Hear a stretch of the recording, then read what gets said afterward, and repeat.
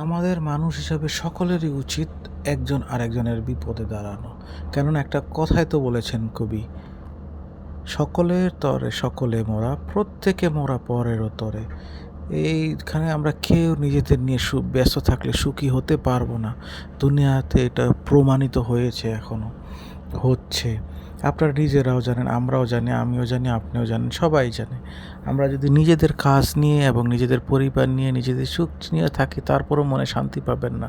কিন্তু যখনই দেখবেন যে আপনি অন্য মানুষের ভালোর চিন্তা করছেন, অন্য মানুষের উপকারের চিন্তা করছেন, অন্য মানুষের ক্ষতির কোনো চিন্তা করছেন না, তখনই দেখবেন আপনি একটা মনে ঐশ্বরিক একটা সুখ অনুভব করবেন।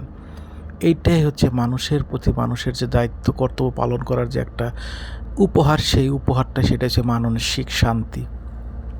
আমরা বলে না, আমার তো কোনো, আমাদের এখানে কত ধনী সম্প্রদায়ের লোক আছে না, বলে আমার কোনো অর্থনৈতিকভাবে কষ্ট নেই, আমাদের কোনো পারিবারিকভাবে কষ্ট নেই, কিন্তু তারপরে আমি মনে কোনো সুখ পাচ্ছি না। সেইটার কারণ কি জানেন?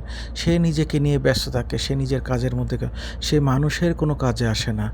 এটাই, এই জন্য তো মহান আল্লাহ তাআলা বলেছেন যে নিজের অতিরিক্ত যে নিজের সম্পদের যে 2.5% আছে সম্পদ, সেটা জাকাত হিসাবে মানুষকে দান করেন, তাহলে একজন মানুষের উপকার হয় আর্থিকভাবে।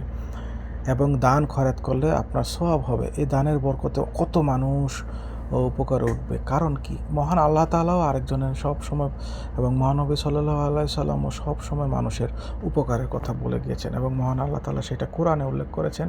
আমাদের মহানবী সাল্লাল্লাহু আলাইহি সাল্লাম সেটা হাদিস সহকারে বলেছেন, এবং সেটাকে জাকাত হিসাবে প্রতিষ্ঠিত করেছেন সমাজে, যেন সমাজের অর্থনৈতিকভাবে বৈষম্য দূর হয়, এবং মানুষের যে ধনী সম্প্রদায়ের মানুষের মনে যে অশান্তি এবং মানুষের মনে যে শান্তি, সেটা চলে আসতে পারে।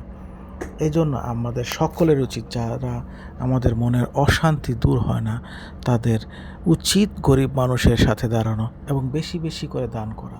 তাহলেই দেখবেন মনে একটা ঐশ্বরিক সুখ এবং আনন্দ লাভ করবেন। ধন্যবাদ সকলকে। আল্লাহ হাফেজ।